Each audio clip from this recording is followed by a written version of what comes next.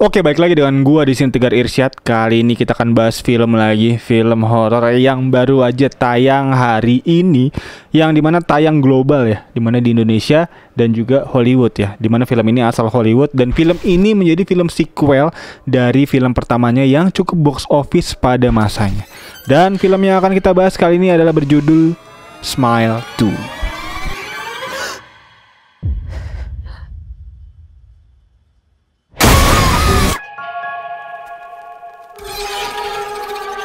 Oke, film Smile 2 ini adalah film sequel ya, lanjutan. Yang dimana film ini gua lihat reviewnya di Twitter ini katanya bagus. Dan juga film yang memang digadang-gadang akan menjadi pesaing ketatnya Longlegs sebagai film terhoror ya, film terbaik ya dari segi genre horor di tahun ini. Dan apakah film ini sebagus itu dan sesuai dengan klaimnya? Untuk itu langsung aja akan kita bahas di ngomongin film kali ini. Oke, film Smile 2 ini disutradarai oleh Parker Finn. Parker Finn itu adalah sutradara yang sama juga sebenarnya untuk film Smile yang pertama. Tapi bisa gue bilang film Smile 2 ini membawa karakter dan juga membawa cast yang bisa gue bilang hampir seluruhnya baru ya. Karena cuma ada satu cast aja yang bisa dibawa dari film yang pertama. Lalu jika ada yang nanya apakah film yang kedua ini relate dan nyambung gitu dengan film yang pertama, tentunya iya. Tapi apakah film yang kedua ini bisa ditonton tanpa film yang pertama? Gue bisa bilang juga iya bisa. Karena film yang kedua ini secara formula cerita juga kurang lebih sama ya dengan film yang pertama. Dan memang bisa gue bilang ceritanya ini memang cerita yang otentik gitu ya. Jadi bisa dikembangkan secara terus menerus gitu. Dan bisa menjadi IP yang cukup panjang mungkin bisa gue bilang. Dan juga gue rasa film ini juga berhasil dari segi plot cerita yang ya, walaupun kita udah tahu ya dari plot cerita dari film yang pertama secara formula mungkin mirip-mirip dengan film yang kedua ini. Tapi dari pengembangan cerita mungkin di situ ada progres cerita yang bisa membuat kita akan jadi menunggu-nunggu gitu untuk film selanjutnya yaitu Smile 3. Yang dimana juga ditambah cast-castnya ini bisa gue bilang juga cukup menarik. Di sini ada Naomi Scott yang memerankan Sky Riley. Dia ini sebagai pemeran utama di situ, dimana karakternya ini bisa gue bilang kayak Lady Gaga ya di situ ya, sebagai artis musisi yang memang sangat terkenal dan juga sangat banyak pengikutnya gitu. Dan juga memang di sini diperlihatkan Naomi Scott ini sedang tour ya keliling dunia ya dalam profesinya dia gitu sebagai penyanyi. Dan selanjutnya juga ada Kyle Gallner. Di sini Kyle Gallner ini memerankan Joel, yang dimana Joel ini satu-satunya karakter dan cast yang ada di film yang pertama. Dan juga sebagai bridging menyambung gitu ya dari awal film di film kedua ini ke film yang pertama di ending kemarin gitu di film tahun 2022 Smile pertama kemarin. Dan juga ada Rosemary DeWitt, ada Ryan Nicholson, dan ada Lucas Cage, dan juga ada Dylan Gelula, dan terakhir ada Peter Jacobson. Dimana untuk sinopsis dari film ini menceritakan seorang artis tadi bisa gue bilang yang diperankan oleh Naomi Scott ini, yaitu bernama Sky Riley. Sky Riley ini sebagai karakter yang bisa gue bilang adalah seorang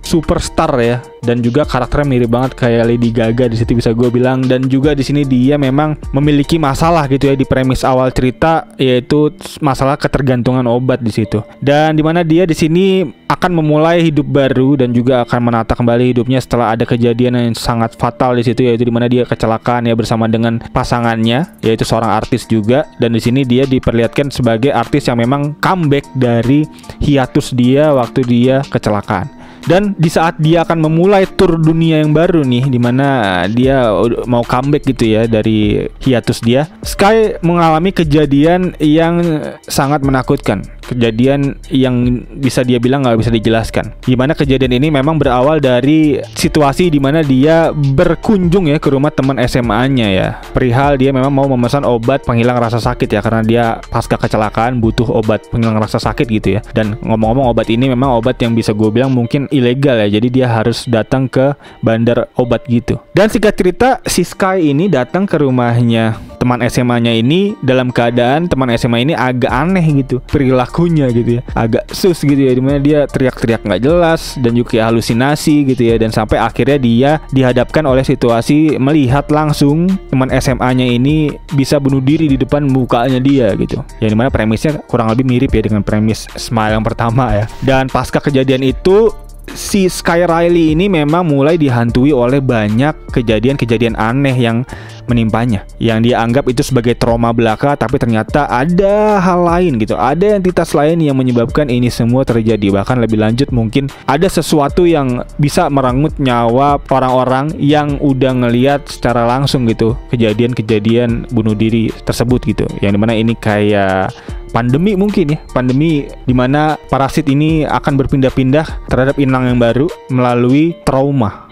gitu, yang dimana trauma ini akan terus estafet gitu ya ke korban selanjutnya dan korban selanjutnya, dan ini menyebabkan rentetan kejadian yang memang cukup panjang, dan ini masih rentetan yang sama sebenarnya dengan film yang pertama.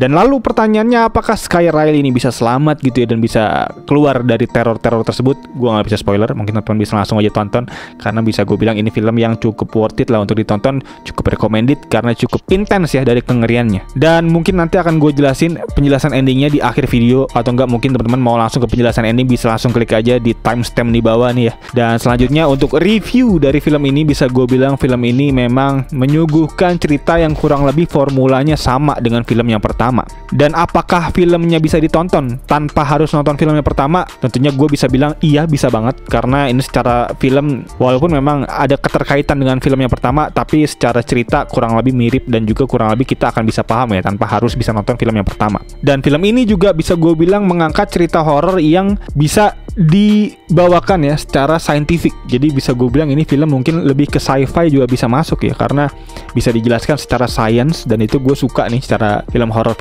di Hollywood sekarang ini, kayak memang film-film horor yang tidak terlalu goib ya. Jadi bener-bener base-nya tuh cara saintifik gitu. Jadi mungkin untuk teman-teman yang nggak terlalu suka secara goib-goiban, mungkin ini bisa menjadi alternatif film horor yang menarik, karena secara jump scare juga bisa gue bilang ini film legit banget ya, proper gitu ya. Karena gue kadang-kadang di beberapa tempat bisa nggak nyangka gitu bahwa di situ akan ada jump scare, karena ini serius. Ini beberapa kali di momen-momen penting di situ gue sampai agak sedikit loncat gitu untuk bisa ngelihat jump scare-nya. Jadi ini benar-benar film memang cukup menghibur lah untuk bisa ditonton bareng-bareng sama teman-teman yang lain gitu ya, sama kawan-kawan gitu ya, untuk kaget-kagetan bareng. Jadi ini salah satu film yang oke menurut gue. Dan juga ditambah lagi memang inilah salah satu film yang gue bisa bilang nggak perlu banyak musik, nggak perlu banyak ornamen sound di situ, cukup hening dan ambience suara yang memang sesuai dengan situasi di tempat tersebut, terbukti bisa gitu untuk bisa membuat kita juga cukup kaget dan juga cukup terbawa ya oleh atmosfer yang dibangun. Jadi memang benar-benar sih gue bisa bilang ini film serem ya, karena secara logika juga sebenarnya bisa terjadi film kayak gini nih. Dan mungkin bisa gue bilang ini juga salah satu film distopia, karena ini bukan nggak mungkin ya kalau emang ada entitas yang bisa masuk gitu ya untuk ke otak kita gitu, mengganggu frekuensi otak kita, mungkin ini bisa jadi juga. Bisa gue bilang mungkin akan sedikit mirip gitu ya dengan film Bird Box. Mungkin teman-teman yang udah pernah nonton film Bird Box mungkin akan paham. Dan secara visual juga bisa gue bilang ini film proper ya, oke banget, dan masih membawa ya untuk dari segi gaya teknik pengambilan gambarnya dari film yang pertama, yaitu sering banget ini ada scene-scene terbalik gitu. Dan juga ditambah lagi ada shot-shot zoom out, zoom in, itu juga cukup intens, membuat kita agak-agak terbawa secara atmosfer. Ini bisa dibilang emang cukup oke lah untuk bisa dilihat, ditonton.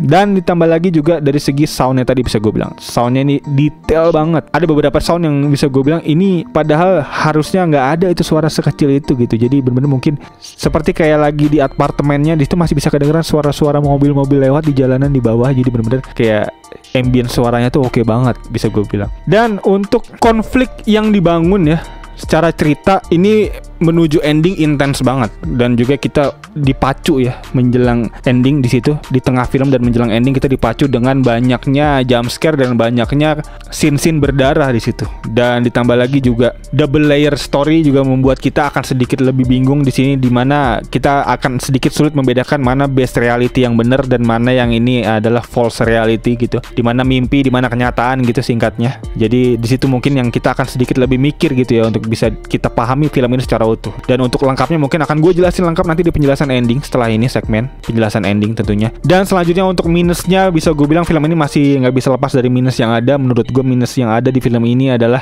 film ini secara plot cerita di awal itu akan sedikit dragging, akan sedikit lama pace-nya, dan juga mungkin untuk teman-teman yang nggak sabaran mungkin akan sedikit bosan di awal film ini, karena full di situ adalah pembentukan karakter dulu, pengenalan karakter secara dalam untuk bisa kita lebih memahami karakter utama ini lebih utuh gitu. Jadi mungkin kita akan sedikit lama dibawa sampai tengah film, baru akan konflik muncul dan juga akan lebih naik gitu ya untuk intensitas atmosfer ngerinya. Dan juga minus selanjutnya bisa gue bilang dari konflik yang ada juga kita akan sedikit lama gitu untuk bisa progres ceritanya jalan gitu ke arah pemecahan konflik yang ada di akhir ending. Jadi itu mungkin yang kita akan sedikit bertanya-tanya gitu, ini lama banget nih, mana nih pemecahan masalahnya ini lama banget gitu. Jadi kita akan dibawa teror-teror dulu gitu cukup lama. Tapi nggak perlu khawatir kalau kita bisa sabar dikit, karena di akhir film ini memang cukup nendang banget ya dari segi plot cerita, dari segi punchline-nya. Jadi ini mungkin film yang memang kita akan cukup agak bosan di awal dan akan happy gitu di akhir film. Dan juga kelemahan dari film ini bisa gue bilang dari segi actingnya gue masih lebih proper untuk bisa melihat film yang pertama, karena film pertama tuh pemeran utamanya kayaknya lebih bisa mendalami karakter sebagai orang yang gila gitu ya, orang yang memang depresi gitu di situ. Jadi buat gue di film kedua ini secara act masih kurang ya dibanding film yang pertama, tapi bukan berarti jelek, masih tetap oke. Jadi mungkin untuk teman-teman yang mengharapkan film yang sama mendalamnya kita terhadap karakter, mungkin ini akan sedikit lebih kurang gitu kita untuk bisa kenal karakternya lebih dalam. Dan juga kelemahan film ini film yang memang butuh penjelasan, dimana penjelasan yang bisa gue bilang harus dijelaskan, karena secara harfiah film ini dari tengah sampai ending akan membuat kita sedikit bertanya-tanya mana yang base reality, mana yang ini false reality, mana yang mimpi, mana yang kenyataan. Jadi berikut kurang lebih untuk review yang bisa gue sampaikan, dan juga untuk penilaian dari gue untuk film ini bisa gue bilang film yang cukup proper, film yang cukup recommended untuk teman-teman semua yang suka horror, yang suka horror psikologi, yang suka sci-fi. Tapi ya, untuk teman-teman yang suka goib-goiban, ini film yang kayaknya kurang nih, karena ini film bisa gue bilang secara hantunya ini hantu yang lebih ke alien gitu ya, alien atau mungkin monster atau mungkin memang entitas lain gitu yang bisa mengambil alih frekuensi otak kita gitu. Jadi ini secara film memang bisa dijelaskan secara saintifik mungkin gitu ya, secara sci-fi. Dan untuk plot cerita bisa gue kasih film ini dengan nilai 4/5, dan dari segi visual ini film bagus, bisa gue kasih dengan skor 1,5/2. Dan untuk actingnya juga nggak ada masalah, bisa gue kasih dengan skor 2/3. Jadi untuk final score untuk film ini bisa gue kasih dengan skor 7,5/10. Dan untuk selanjutnya gue akan sampaikan untuk penjelasan ending. Jadi untuk teman-teman semua yang gak mau kena spoiler bisa berhenti di sini dan nonton lagi setelah teman-teman nonton filmnya. Jadi gue gak mau teman-teman semua kena spoiler. Jadi stop di sini, gue kasih waktu 3 detik.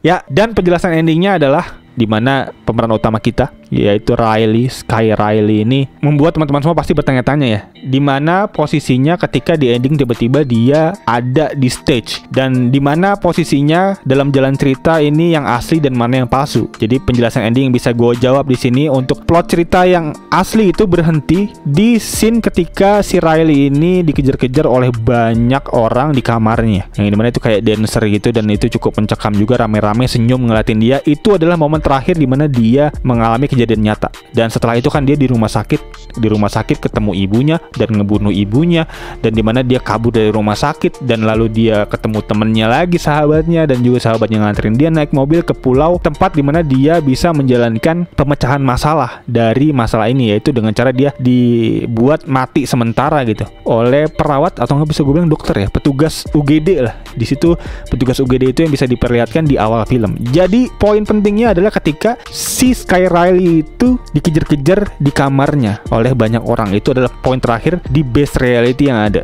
dan sisanya itu false reality. Sampai di situ dia berkutat dengan monster ini, dengan entitas ini, sampai dia akhirnya sadar lagi dan udah ada di stage, dan di stage dia juga akhirnya bunuh diri, dan akhirnya ini bad ending, dan akhirnya kita diperlihatkan sama persis dengan film yang pertama. Tapi bedanya dengan film yang pertama, di sini kita udah punya hint baru, udah punya clue baru dimana cara untuk bisa membasmi rentetan monster ini, yang dimana kuncinya ada di dokter tadi yang diperankan oleh Peter Jacobson ya, Dr. Morris di situ ya. Dan ditambah juga ada kemungkinan pandemi ini, virus ini akan menyebar dengan banyak orang yang melihat secara langsung si Sky Riley ini bunuh diri di depan stage. Jadinya benar-benar dia lagi konser, dia bunuh diri, dan itu artinya penonton stage-nya semua itu akan terkena pandemi yang sama gitu di otaknya. Kemungkinan ya, gue nggak tahu apakah itu akan jadi bercabang gitu, seluruh entitas ini akan menaungi otak-otak para penontonnya Sky Riley atau enggak. Jadi mungkin itu akan menjadi plot cerita penting ya di Smile 3, yang pastinya